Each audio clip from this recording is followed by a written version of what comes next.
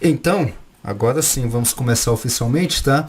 Então, começando agora, eu queria fazer uma oração inicial, para a gente iniciar a nossa conversa de hoje, tá? E a nossa conversa de hoje é sobre dilúvio, geologia e outros detalhezinhos, vamos dizer assim, um pouco mais duros, né? Fazendo um trocadilho aí, e até um pouco espinhosos aí, que a gente tem tanto dentro da ciência quanto até dentro da teologia também, tá? Então sejam todos bem-vindos, quem está participando a primeira vez com a gente, ou quem já participa já com a gente já de outros momentos, bem-vindos também, tá?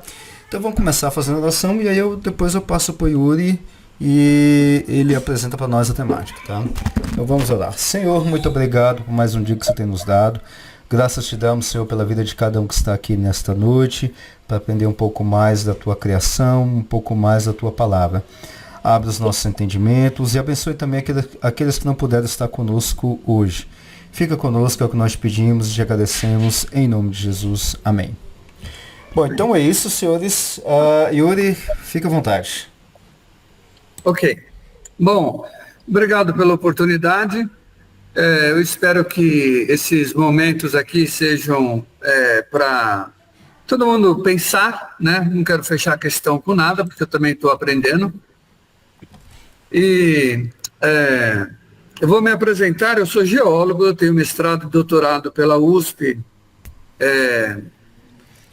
mas eu não sigo carreira acadêmica, eu tenho uma empresa que presta serviço, especialmente para minerações, é minha área de especialização. Eu sou um profissional qualificado, como a gente diz, é um QP, meus laudos têm valor internacional, para dizer quanto minério tem numa determinada jazida ou ocorrência. E sou adventista e sempre gostei desse assunto, desde quando era criança, de assunto de origens e de rocha e essas coisas afins. E aí, ao convite do Alexandre, eu achei interessante falar alguma coisa sobre geologia e sobre dilúvio. E como eu pensei em fazer? Eu vou falar um pouco de geologia, como se fosse uma introdução à geologia, para ajudar a pensar.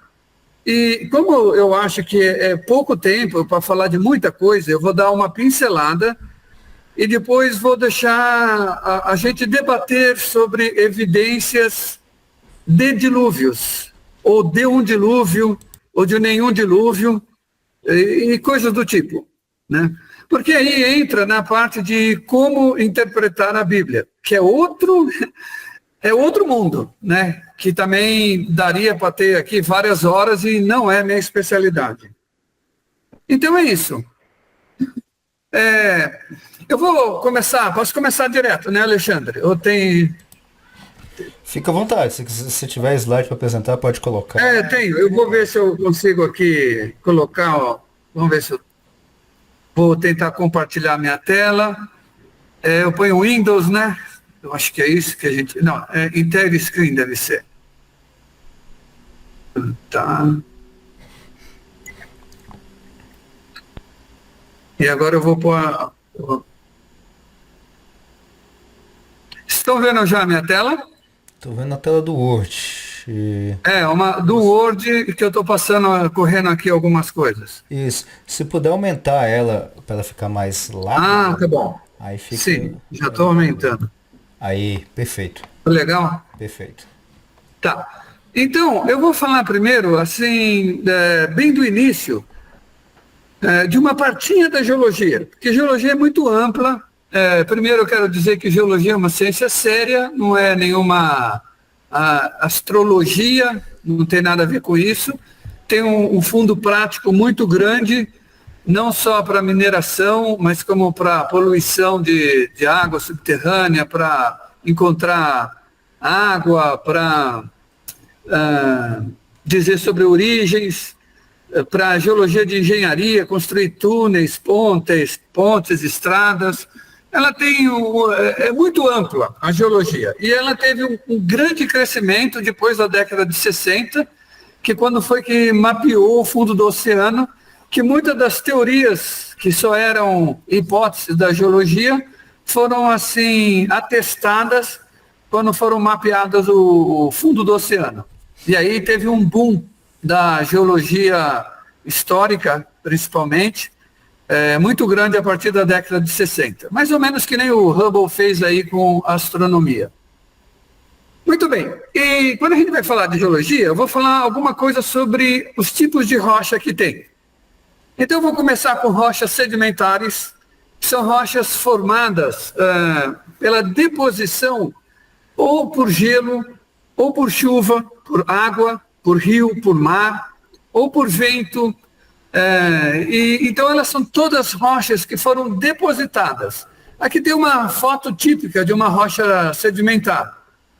E normalmente rocha sedimentar contém fósseis.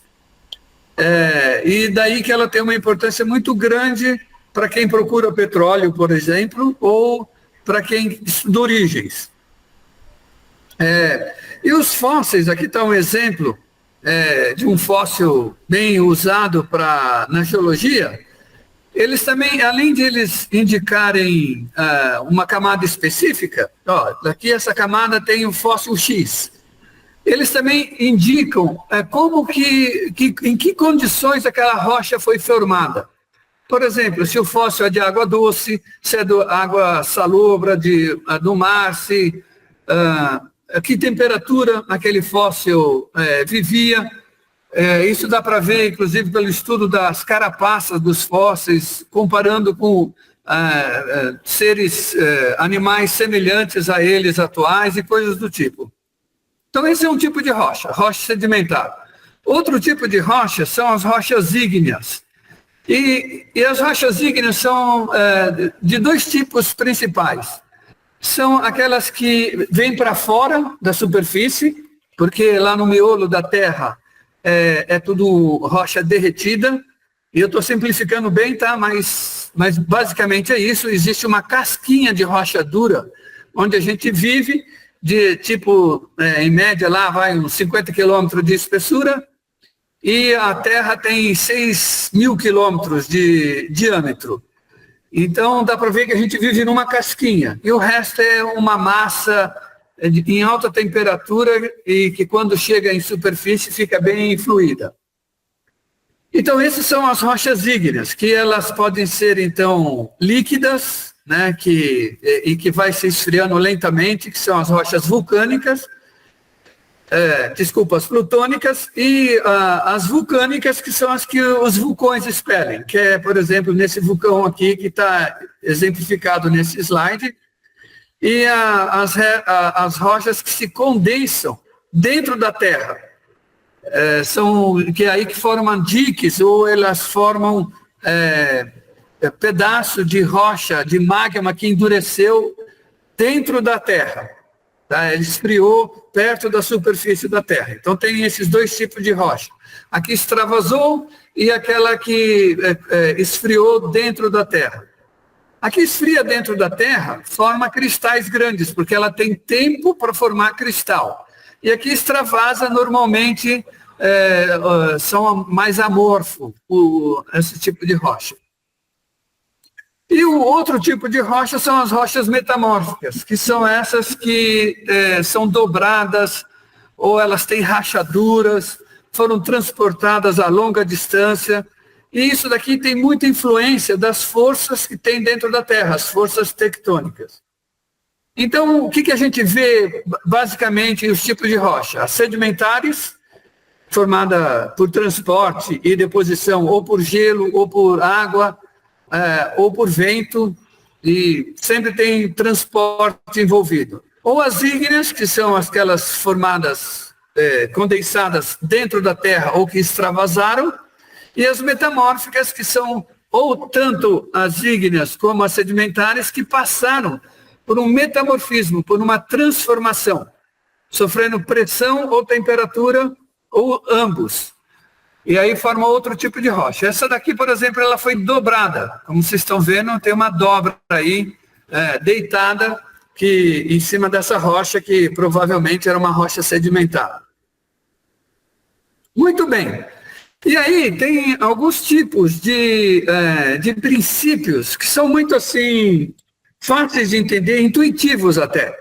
Por exemplo, quando você vê quando você faz um furo, como nesse desenho aqui, você começa a furar de cima para baixo, você vai ver que vê que as rochas que estão em cima são mais novas do que estão embaixo, em geral, se elas estiverem todas planas.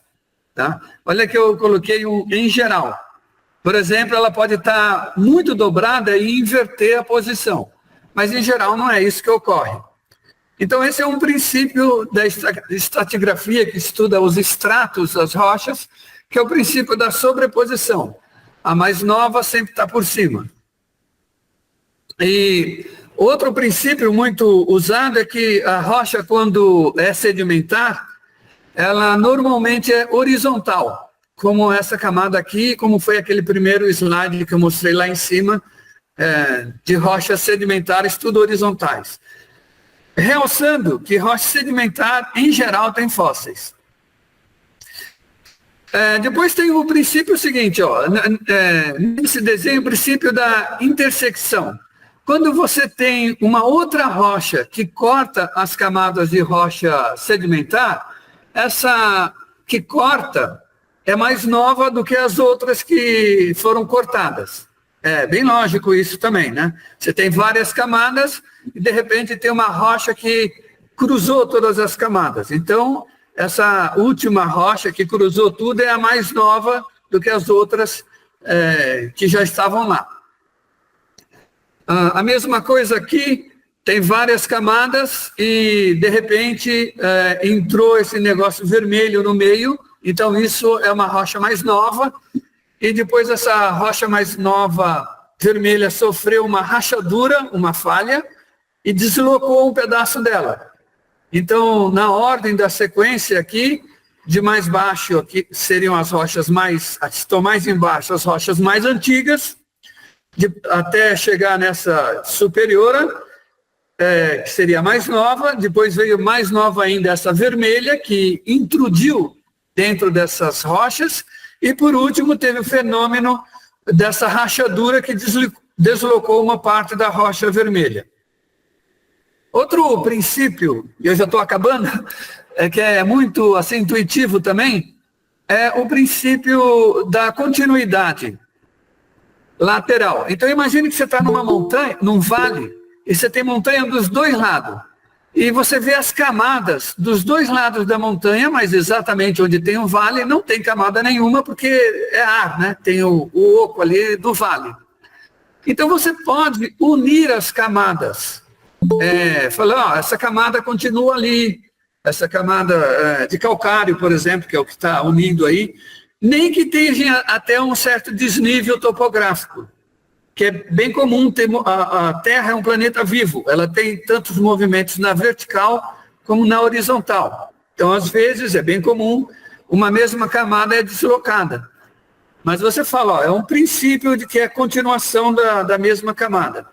E a mesma coisa quando você vê os mesmos tipos de fósseis numa camada, como nesse outro exemplo, que você vê ligado por esses pontinhos, uma camada de fósseis de mesmo conteúdo fossilífero ser da mesma idade, né? Como ele está sendo feito nesse desenho. Muito bem. Está dando para acompanhar até aí? Ou tá bom, quando eu faço isso, bagunça, né? Então, eu vou agora falar mais um pouquinho e depois a gente começa a falar de dilúvio. Tá, outro fenômeno importante quando a gente estuda o planeta Terra é o fenômeno das placas tectônicas. E aqui tem um desenho que eu vou até ampliar, peraí. Cadê o...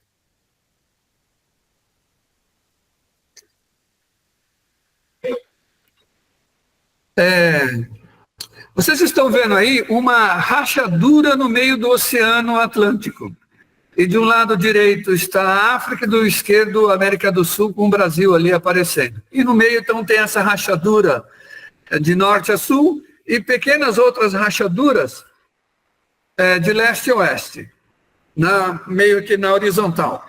Isso, se vocês pegarem o mapa mundi, ocorre no planeta inteiro, que são as placas, essas rachaduras separam placas da crosta terrestre, que é aquela camada de cima que eu falei que tem no planeta Terra.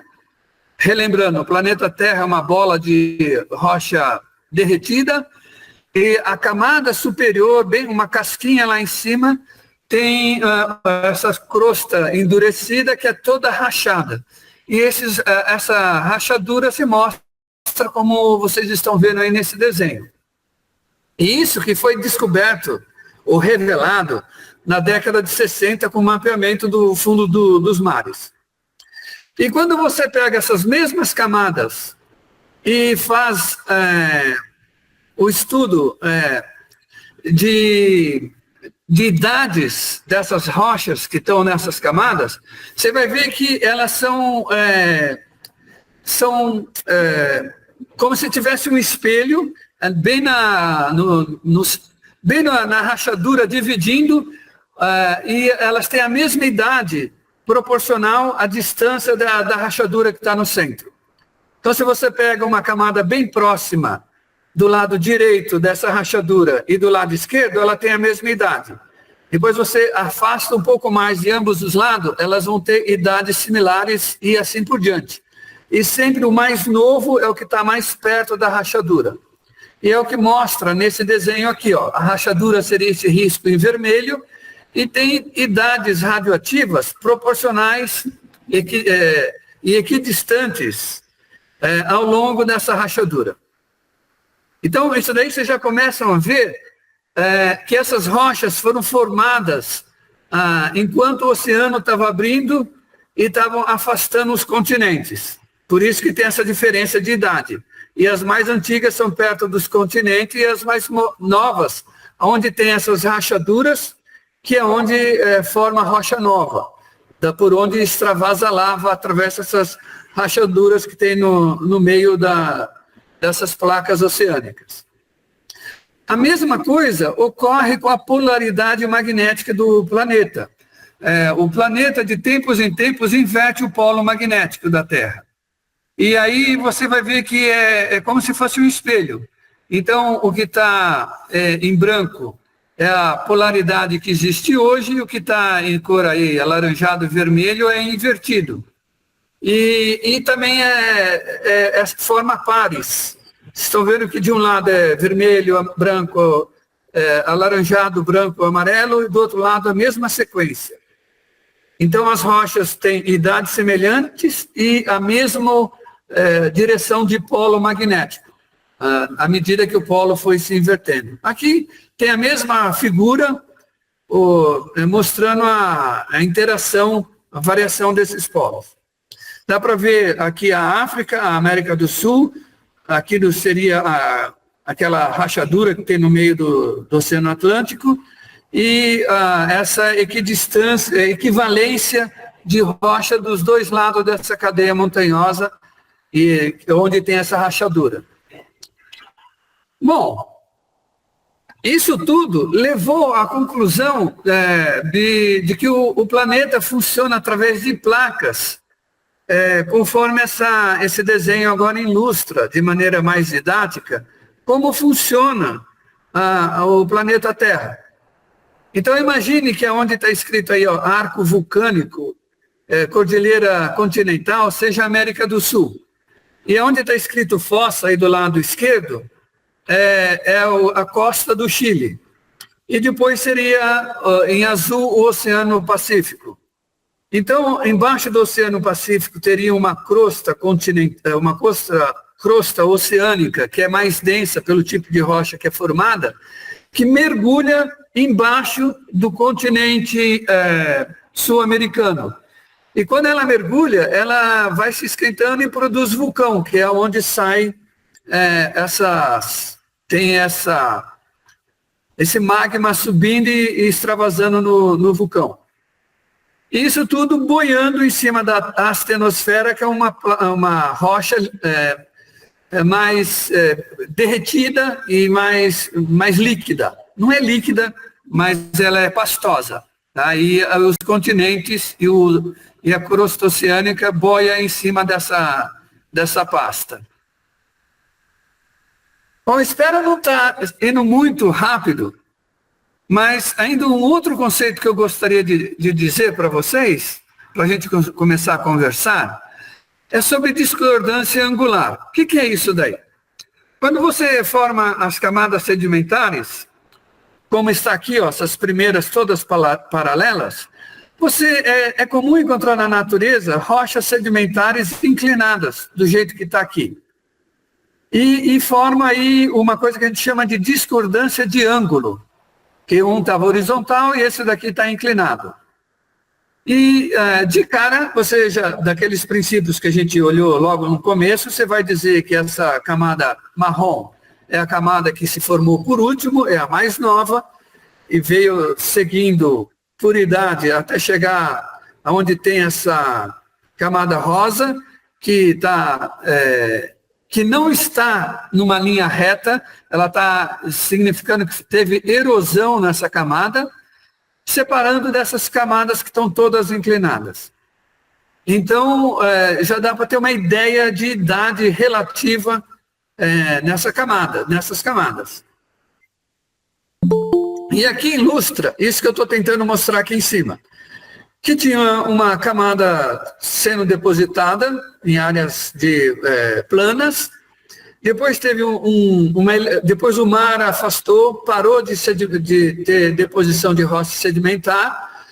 Aí teve uma elevação daquilo que foi depositado, teve erosão, e nessa elevação teve um pequeno dobramento, aí teve erosão, depois isso afundou de novo e teve nova deposição de rochas sedimentares. Voltou aqui para a linha A. Então, isso que a gente viu aqui está ilustrado numa sequência simplificada dessa forma que está aqui. E é desta forma que a gente consegue dar idades relativas para o planeta Terra, por exemplo, e para as camadas de rocha que a gente vai vendo. Esse exemplo aí que tem essa pessoa é um exemplo real lá na costa da Escócia, e é um exemplo clássico de camadas de rocha que você já vê que teve essa camada mais embaixo, que foi uma vez horizontal, que endureceu, que entortou, depois teve uma erosão, veio outra camada por cima que era horizontal, que endureceu e também inclinou. E lá em cima está uma pessoa servindo de escala e atrás dela o mar depositando novas camadas de rochas sedimentares. E em todas essas camadas existem fósseis e colônias de ecossistemas típicos de cada uma dessas camadas. Aqui é outro exemplo real. Então tem aqui as camadas que eram planas, foram entortadas, foram endurecidas, entortadas, dobradas, veio uma nova camada sedimentar por cima, também endureceu, solidificou, e agora está sendo erodida aqui em cima. Um detalhe dessa rocha com escala. Tá? E também fósseis aqui na parte inferior como na parte superior. Outro exemplo, só para mostrar que isso não é raro na natureza. Não é super comum, mas não é raro. Bom, e aí o que acontece? O que a gente vê quando a gente pega uma camada de rocha? Vou pegar um exemplo aqui. Por exemplo, nesse caso aqui, que a gente começa a furar uma camada, o que a gente vê? Quando vai furando e vendo o tipo de rocha e de fósseis que vai saindo. A gente vê que tem uma distribuição dos fósseis muito típica ao longo das camadas geológicas. Então, nas camadas mais superficiais tem os mamíferos, tem um ecossistema onde contém os mamíferos e árvores com flores e coisas do tipo. Se a gente continuar perfurando, a gente vai encontrar camadas que teve os grandes répteis e outros tipos de plantas. e descendo mais, furando mais embaixo, mais para baixo, você vai encontrar só fósseis de anfíbios, depois só de peixes, e finalmente só de animais como bactérias e coisa parecida. Onde a gente encontra isso hoje? Bom, antes disso, em cada camadas dessas, a gente encontra alguns fósseis típicos, que a gente chama de fósseis guias, que ajuda muito a você saber que camada você está quando você fura, faz um outro furo em outro lugar. Aqui tem alguns exemplos só para mostrar como é um fóssil. Isso é ilustrado dessa forma, é recriado dessa forma artisticamente. Isso daqui é do pré-cambriano, tá? Quer dizer, antes de uma idade radioativa de 400 milhões de anos. Tá? E esse daqui é outro exemplo de rocha que se encontra muito antiga. E com toda essa sequência de fósseis e de camadas é que se faz a tabela geológica, que aqui é a tabela geológica padrão que todo geólogo usa.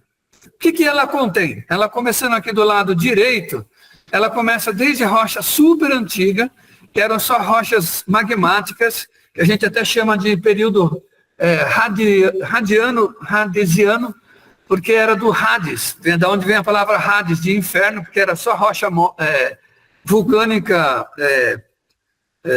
magmática, e depois você começa a encontrar rochas metamórficas, todas distorcidas, até começar a encontrar rochas sedimentares com fósseis, e vem fazendo, a partir dessas rochas você começa nessa coluna, onde tem preto e branco aqui, vê a direção onde era o polo normal e o polo invertido magnético da Terra. Então você consegue ver isso nas rochas também. E assim vai até chegar na parte amarelinha aqui, que é o tempo que a gente vive. Tá. E aqui eu trouxe um furo hipotético. Eu digo hipotético porque depende de onde você fura, vai ter um pouco de diferença dessas camadas, mas se você chegar mais ou menos no centro do estado do Paraná e fazer um furo de sonda de 5 quilômetros de espessura, você vai encontrar essa sequência de rochas e de fósseis. Isso é aquilo que a gente chama de uma bacia sedimentar, onde tem muitos sedimentos depositados ao longo do tempo. E aí você vai encontrando desde rochas que têm evidências de gelo, de desertos, de mar, e cada um com fósseis típicos e também com intrusões de magma ao longo de todas essas camadas que a gente vai perfurando. E para dar um exemplo mais pé no chão, um exemplo que eu gosto de chamar, que é caipira, aqui de Rio Claro, para ilustrar ainda a sequência de como a gente vê sequência de rocha e datação relativa, essa rocha vermelha que vocês estão vendo aqui, e aqui tem um caminhãozinho para servir de escala, é uma mineração de argila para porcelanato. E essa argila é uma argila de origem marinha, e está aqui em Rio Claro, no centro do estado de São Paulo. A gente sabe que é marinho por causa dos fósseis que tem aí dentro dela, e do tipo de argilo-minerais que eles têm, e dos tipos de estruturas que essa rocha contém. Então a gente sabe que ela é marinha e está aqui no centro do estado de São Paulo. E o que a gente vê nessa foto aí? A gente vê que ela é uma rocha que foi marinha, que hoje é muito dura, dá até para andar um caminhão em cima, que até para explorá-la precisa de usar explosivo para explorar essa camada de argila. E aqui ó, tem uma rocha verde amarelado, que é uma rocha vulcânica, que ela veio por aqui, ó. Ela está vindo aqui, é um dique de rocha vulcânica que cortou essa rocha. Então o que aconteceu aqui? Formou a rocha embaixo do mar, o continente ergueu, isso daí secou, endureceu, trincou, entrou essa rocha vulcânica aqui dentro, essa rocha penetrou, esfriou e tudo começou a virar solo, como a gente vê aqui em cima. Olha o solo aqui em cima, ó, a graminha aqui, é um pasto aqui em cima. E aí a gente começa a tentar encaixar essas coisas com dilúvio. Como é possível a visão usual do dilúvio ter ocorrido em um ano e sendo mundial? Ou existem outras formas de a gente encarar o dilúvio? Bom, como é que eu saio disso? Vou voltar aqui para a nossa palestra. Como é que eu paro de transmitir? Aqui. Lá. Bom, eu dei uma... Eu joguei um punhado de informações em cima de vocês.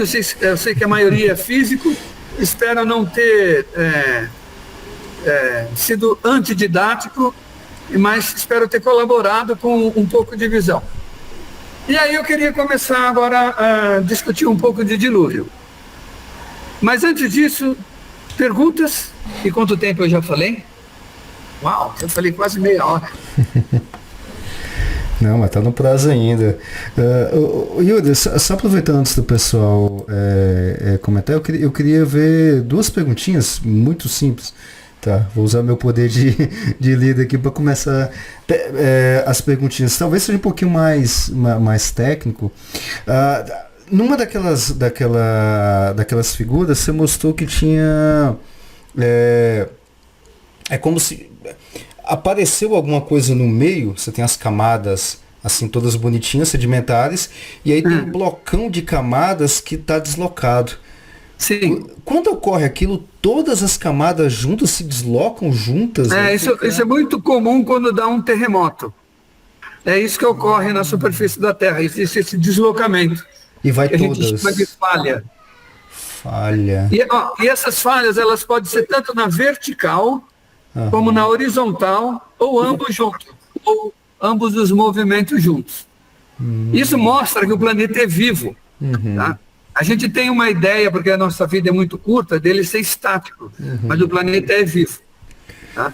Não só o nosso planeta, todos os outros planetas aí em volta, não digo todos, mas todos aqueles que ainda têm calor dentro da Terra, ele é vivo. Tá? A Lua, por exemplo, já deve estar morta, ou tem pouca vida, porque é um planeta que o núcleo está frio. É um satélite que o núcleo está frio. A Lua, Mercúrio, Vênus e Marte estão praticamente mortos. Marte ainda está balançando. Tem uma sonda lá, Curiosity não, a anterior, Perseverance. A Perseverance ainda... Não, é a anterior Perseverance, de 2012. Eu perdi o nome. Ela tem como se fosse um sismógrafo, ainda pega um pouquinho de agitação. Então tem deslocamentos lá. Todos esses tremores são deslocamento da crosta. Beleza, não, tranquilo. Então vai todas as camadas.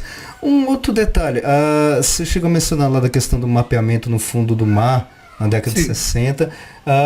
Curiosidade, como é que foi feito esse mapeamento? Foi colocado sonar. Por sonar. Também mandaram, cataram amostras com sondagem e tudo. Hoje, olha só, hoje dá para fazer sondagem. O petróleo do pré-sal, você tem 3 quilômetros de profundidade de água e 5 quilômetros de rocha que se perfura. E olha só, e tudo isso usando os princípios que eu falei agora para acertar o furo. Um furo desse é em torno de 200 milhões de dólares. Então não dá para ir assim, eu acho que tem petróleo aqui. Tem toda uma ciência mostrando que funciona. Tá? Que não é assim, achismo, ou assim, eu acredito nisso e o outro acredita em outra coisa. Não é assim. Tá? Tem muito dinheiro envolvido nisso daí para ser só no achismo. E os caras não vão perder uma grana dessa.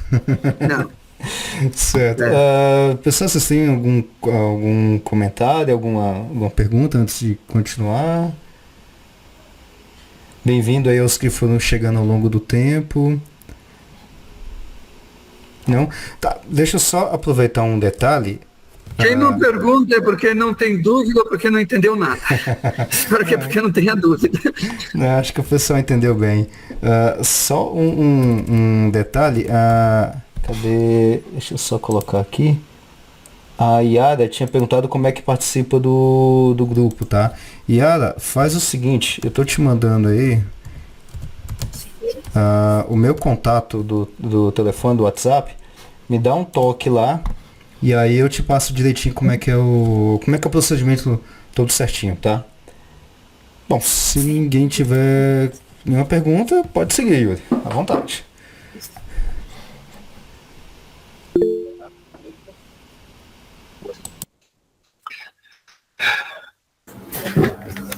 Oi, Yuri, aqui é Vinícius, tudo bom?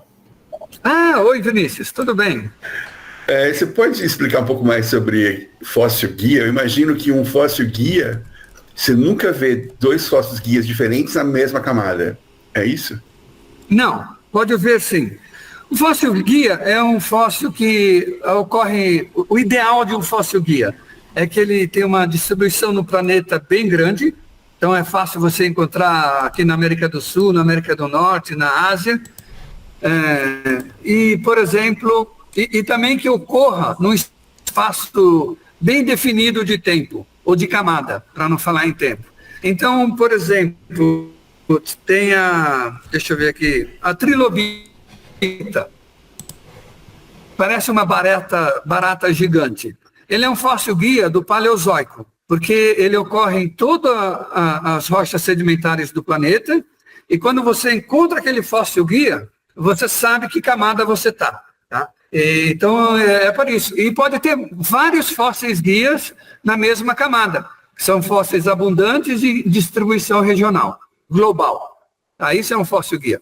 Isso ajuda muito a você saber onde você está pisando, né? Eu estou na camada X, porque eu estou naquele fóssil guia. Legal, obrigado. E você tinha comentado que boa parte dos fósseis são microscópicos, é isso? Você não precisa fazer um buraco muito largo para pegar o fóssil, é isso? A maioria são microfósseis. É muito mais abundante microfósseis do que fósseis grandes. Inclusive, são mais fáceis de ser preservados também. Foram muitos mais abundantes na própria natureza, por isso que foram mais facilmente preservados. Então, quando você está estudando uma camada para ver se tem petróleo ou não tem petróleo, você não vai atrás de osso de dinossauro. Você vai atrás de microplâncton, de foraminífero e de outros bichinhos pequenininhos, que são guias muito mais seguros e fáceis de achar para você ver se tem ou não tem determinado minério. Por exemplo, petróleo, carvão e minérios assim de origem sedimentar. Agora, normalmente na natureza, se alguma dessas microbactérias aí ficar exposta, ela não vai ser fossilizada, ela vai ser comida para alguém, ela vai se decompor. Não é microbactéria, tá? É fóssil pequeno. Eu vou dar exemplo de fóssil de hoje. Pólen, por exemplo, é microfóssil. Fósseis de bichinho pequenininho, tipo barata d'água. É que eu não sou biólogo, vou dar nome só popular. Né? Até, deixa eu ver o que mais, piolho de cobra, tatuzinho, tudo isso daí é considerado meio que microfósseis, tá? Agora sim. Mas o pólen seria o exemplo típico, tá? De um microfóssil que você tem que olhar até na lupa, tá? Tá, assim, mas você ia perguntando? Pensando numa camada sedimentar, vai depositando segmentos, animais vão morrendo, mas isso não significa que vai formar fóssil. Para formar fóssil, eu não tenho que ser um soterrado rápido? Sim. Tem que sair o ideal é sair da presença da atmosfera. Bom, daí que fósseis são comuns, mas não são tão comuns, né? E uma coisa interessante, eu vou responder duas perguntas aí, duas coisas que eu estou a pergunta. Uma primeira coisa é que esses microfósseis, eles são também muito bem distribuídos por camadas na natureza. Então, se você, pegando o exemplo que eu falei, fazer um furo lá no Paraná, vamos dizer, em Chapecó, tá? Nessa cidade lá no Paraná, e você começar a furar e olhar camada por camada, você vai ver que os microfósseis, os tipos de pólen, por exemplo, vai mudando de camada para camada, até pararem os pólens, porque não tem mais pólen e não tem mais nenhuma evidência de planta com pólen na camada X. Não existe mistura de fósseis. Uhum. E aí eu já vou lançar uma primeira pergunta. Como num dilúvio global, catastrófico, não ocorreu mistura de microfósseis? É uma pergunta. Daí eu não vou responder, mas é uma pergunta que eu acho que cabe. E já vai no questionamento de foi regional ou foi global. Aí a outra pergunta. Existe camada de rocha debaixo d'água, formada embaixo d'água, no planeta inteiro? Existe. Isso daí é só para confundir vocês mesmo. Não, então, existe camada, evidência que a água teve na Terra inteira, mas não existe evidência de mistura de fósseis. Sim. Só que o meu ponto é que, para formar uma camada sedimentar, você tem um processo lento de depositação de partículas, certo? Só que se você tem um processo lento, você não forma fóssil. Porque o fóssil, ele vai decompor, ele não vai fossilizar se... Sim, eu entendi a tua pergunta, Vinícius. Mas é lento, no sentido assim da vida humana. Mas, por exemplo, você pega um evento que nem ocorreu no Rio Grande do Sul agora. Ele formou uma camada, sei lá, em alguns lugares deve ter dado 1 metro de espessura, de barro, cheio de fósseis, de fósseis de que existe hoje na superfície, e ele vai endurecer e vai fossilizar, cheio de fósseis não, cheio de animais que foram soterrados rápidos, e eles vão endurecer e uma boa parte vai formar fóssil, mas nem tudo, porque uma outra boa parte as bactérias vão comer tudo. Então, então em chuvas dá para formar fósseis, em tempestade de areia se forma fósseis, em invasão do mar se forma fósseis, e um outro lugar que é muito comum de formar fóssil é em lugar de ambiente redutor. Por exemplo, você pega lá um Mar Negro, que tem é um mar parado, de água parada. Lá quase não tem oxigênio lá embaixo. Então lá também é bem comum formar fóssil, tanto fóssil que pode até originar petróleo. Então, pântano é outro lugar que forma muito fóssil, mangues é outro lugar que forma muito fóssil. Então não é só assim, não precisa ter só catástrofe para ter fóssil, mas catástrofe ajuda a formar fóssil. Geleiras soterrano, geleiras não, avalanches formam fósseis e coisas do tipo. Valeu, obrigado. Parece que tem alguns fazendo perguntas no chat, eu não estou acompanhando. Tem duas aqui. Vou pegar uma do Urias. Rochas em continentes diferentes com mesmos fósseis guias são consideradas que foram depositadas na mesma época? Sim. Eu vou dar um exemplo. Tem um bichinho chamado Mesosaurus brasiliensis, que ele é rio-clarense. Ele é aqui de Rio Claro. Ele parece um largatão, vamos dizer assim, ele era aquático. E ele é um fóssil guia, que inclusive ajudou a provar, quando não tinha outras formas de se provar, que a África e o Brasil eram unidos. E eles ocorrem na mesma camada, a gente chama isso de camada Irati, e ele ocorre tanto no Brasil, como na mesma camada lá na África. E se encaixasse os continentes, estariam se unidos essas camadas. Então isso é um exemplo meio que extremo daquela sequência de você ver o mesmo tipo de rocha, o mesmo tipo de fóssil separado por um vale, que pode ser de um continente a outro, você une a camada. Tá? Então essa é uma evidência de camadas unindo de mesma camada de coisa, esse tipo de coisa. Beleza. Tem uma outra pergunta aqui do Alexander. O fóssil guia não seria um exemplo de uma tautologia? Ele não seria evidência de si mesmo? Se ele próprio identifica a camada e isso passa a ser uma regra dada, tudo que se construir em cima desse argumento não poderá chegar a nenhuma outra conclusão, senão a de que a premissa assumida inicialmente é verdadeira, se tornando argumento e evidência de si mesma. Observação de... tá. Chapecó fica em Santa Catarina. Tá, pode começar a pergunta de novo, que o comecinho eu não peguei. Tá, se o fóssil não seria um fóssil guia, não seria um exemplo de uma tautologia, ele ser evidência de si mesmo. Eu não entendo por que ele chegou nesse raciocínio. O que pode ocorrer, por exemplo, é que um fóssil guia que se achava que só ocorria numa camada X, camada do Permiano, e depois de alguns mais estudos vê que ele também ocorreu no Ordoviciano ou no Cretáceo, e aí ele deixa de ser fóssil guia. Isso pode ocorrer, né? Mas caso contrário, eu não vejo o porquê.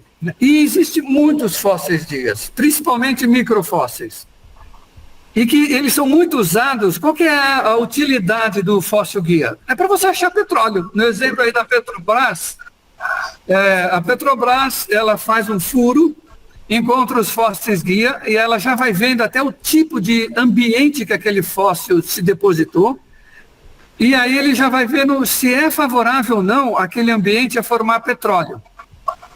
E aí depois ele faz isso ele fura aqui, por exemplo, no litoral do estado de São Paulo. E faz o mesmo furo lá no litoral da Bahia. E aí ele vai fazer, só que lá pode estar faltando ou tendo camadas a mais entre os fósseis guias. Por quê? Porque, como eu disse, a Terra se movimenta. Então tem lugar da Terra que, enquanto era um lugar alto numa região, na outra região era uma baixada. Então estava formando rocha sedimentar e a outra região estava erodindo. Isso muda com o tempo. Então, as camadas sedimentares, elas muitas vezes têm abrangência regional, mas não global, porque a Terra não é uniforme, ela tem movimentos na vertical e na horizontal. E aí pode estar num lugar sedimentando e no outro erodindo. Mas ajuda muito nesse exemplo que eu estava falando de São Paulo e Bahia. Aí ela fez aqui em São Paulo e achou logo embaixo de uma camada com fóssil guia X, achou petróleo. E você está furando lá na Bahia e encontra a mesma camada com o mesmo fóssil guia.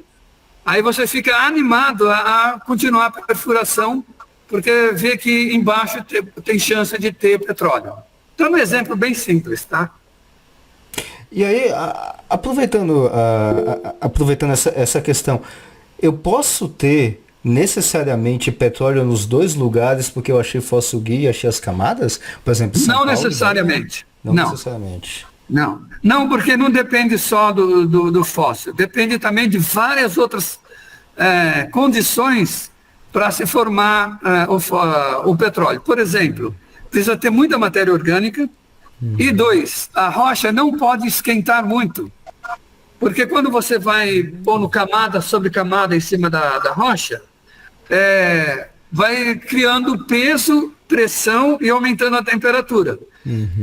Além do que, a crosta, o manto que está embaixo da crosta, a crosta não tem espessura fixa. Ela varia também. E ela também varia até no tempo. Então, você pode ter um lugar que a crosta é mais fina e o calor que vem do núcleo da Terra seja maior naquele pedaço. O grau geotérmico é maior. E aí, de vez de formar petróleo, o calor é grande, forma gás, não forma petróleo. E às vezes é tão grande que não forma nada. Entendeu? Então, e tudo isso dá para ver quando você faz as perfurações. Aí entra mineralogia, pelo tipo de mineral que você vai pegando lá embaixo. Porque cada mineral é composto químico. O mineral é um composto químico que endureceu, que cristalizou. Aí você consegue ver a pressão e temperatura que ele é formado. Beleza, perfeito. Tem uma pergunta aqui do Kalel. O Mar Negro é um exemplo único ou existe outro corpo de água salgada similar para condições de fossilização? Não, existe muitos lugares. Por exemplo, tudo que é mar isolado e que tem condição de baixa oxidação, ambiente redutor, EH e pH adequado, é possível formar fóssil com bastante facilidade.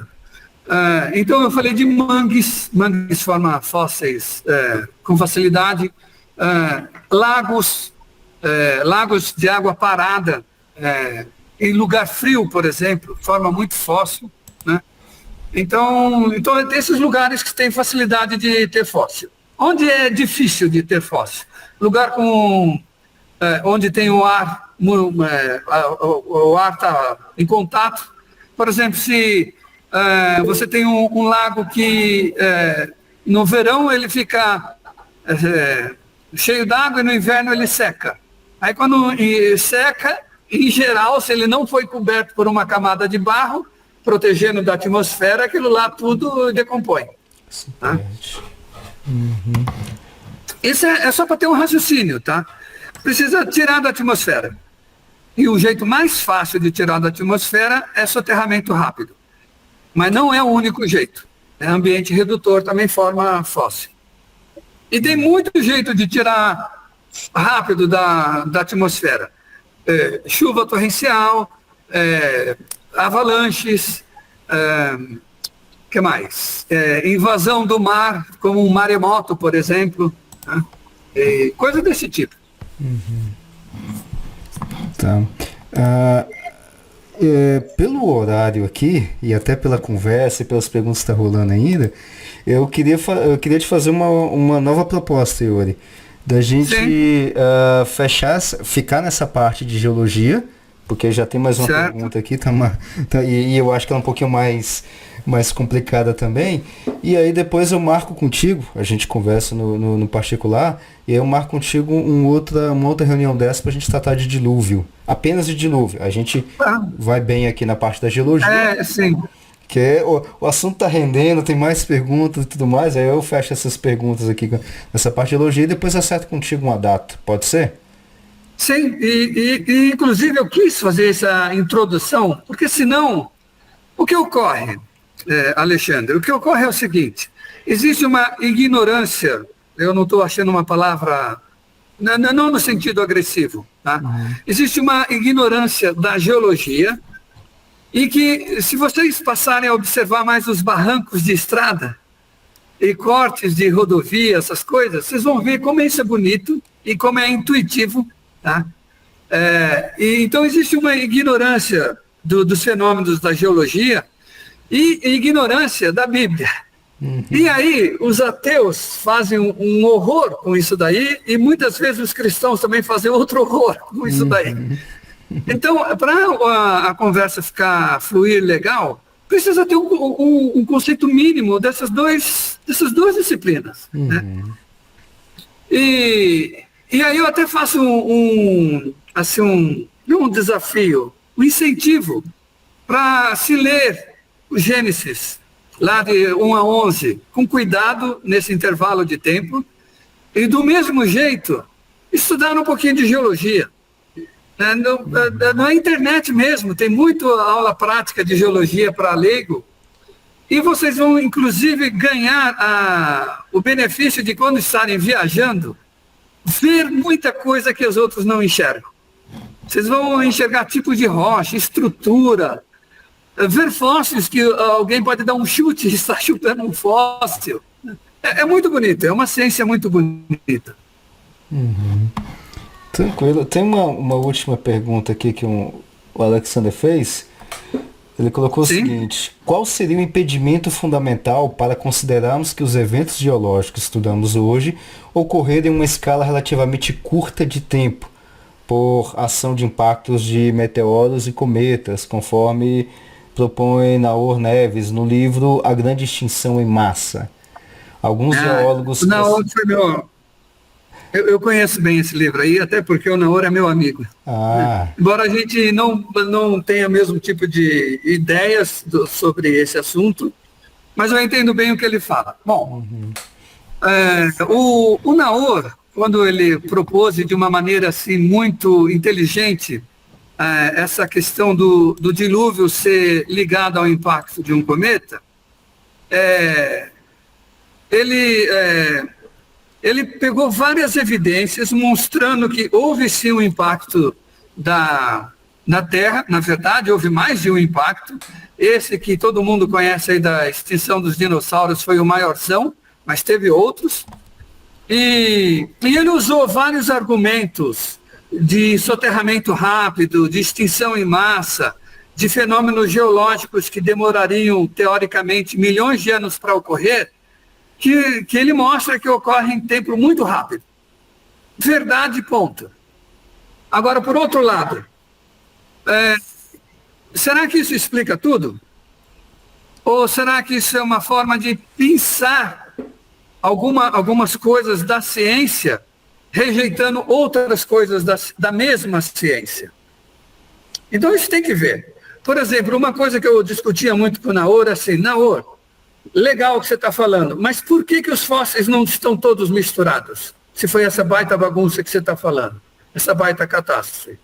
Então, ele achou uma ideia legal para dar uma ideia de uma forma de explicar o dilúvio global, mas tem alguns pormenores ou algumas coisas que não batem. Então, isso daí tem que conversar, não tem muito o que fazer, né? E pegar a mesma ciência e cair em cima. E o duro é discutir isso em igreja.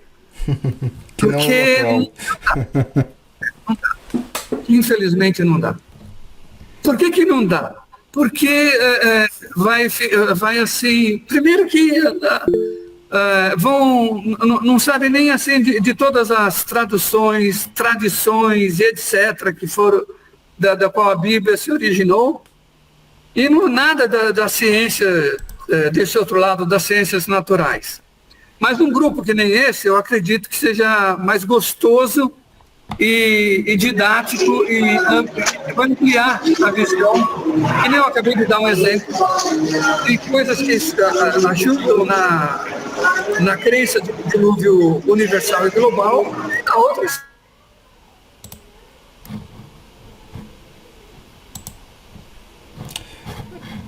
Yuri, eu tive que desativar o som. Reativa o seu som de novo, por favor, e repete os últimos 20 segundos. Oi. Aí, então, o que eu queria dizer é assim, que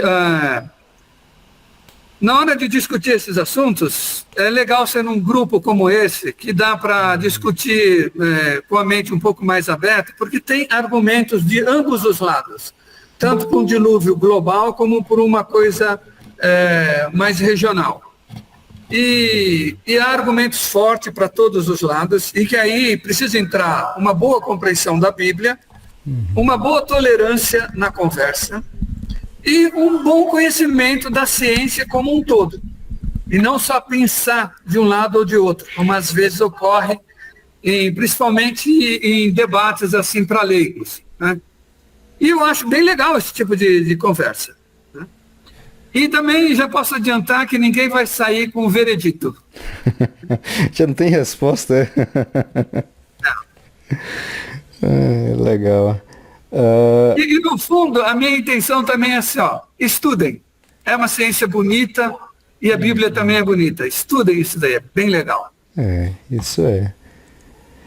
Bom, Suzy, a gente está chegando aí no final, e aí quem entrou depois, acho que teve alguns que entraram depois eu vou acertar com o Yuri uma outra data, a gente vai combinar direitinho uma outra data, que hoje a gente só falou da parte de geologia, aí na outra a gente vai falar de dilúvio, aí sim a gente vai falar de outras aí coisas. Provavelmente, Alexandre, eu vou fazer que nem eu fiz agora, evidências pró e contra.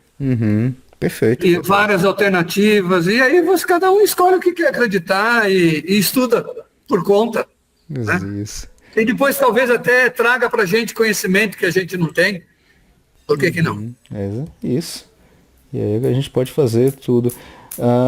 Tem mais alguma questão, senhores? Algum outro detalhe de geologia ainda, tá?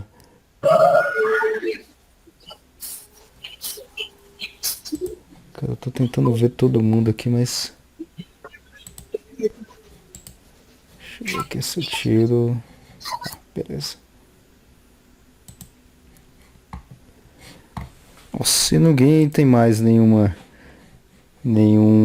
comentário a mais, eu só queria, caso, se vocês me permitem, tirar um print, né, uma foto.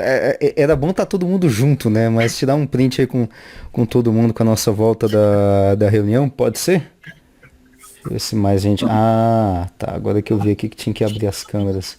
Então, se vocês puderem abrir a câmera aí, quem quiser, claro, né, só para marcar a nossa volta de novo no nosso grupo. Ver se tem mais alguém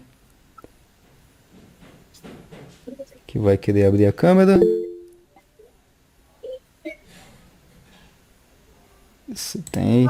Bom, acho que só tem esses aqui mesmo, então ela deixa eu tirar... Eita, deixa eu fechar aqui. Então vamos lá, sorria e... Aê, pronto, agora teve... Legal. Consegui pegar aqui. Deixa eu só salvar aqui. Salvar. Obrigado Beleza. pela oportunidade, espero não ter sido maçante. E até uma breve. Não, foi isso mesmo, foi muito bom. Obrigado, Yuri, pela apresentação, foi excelente, foi muito boa. A gente vai acertar mais uma apresentação aí. Muito obrigado pela disponibilidade. E também o pessoal que não sabe dos bastidores, estou tentando marcar com o Yuri desde o ano passado, aí teve vários percalços no meio aí, mas ele de prontidão me atendeu, conseguiu me atender, a gente conseguiu acertar um dia e um horário direitinho, tá? E obrigado também por quem estava participando aí hoje. Quem participou da primeira vez, fica à vontade de participar outras vezes também. Pode me procurar lá no grupo lá também. E a gente vai acertando outras reuniões, tá? Só para fechar um último detalhe, tem essa reunião especial que a gente vai fazer com o Yuri, vamos dizer assim, fora de agenda, mas a gente tem uma agenda também que a gente vai cobrir outras temáticas e outros detalhes aí, tá? Lá no grupo de física vocês podem ver lá, tem as datas, tem os outros temas também. Então é isso, muito obrigado pessoal e até a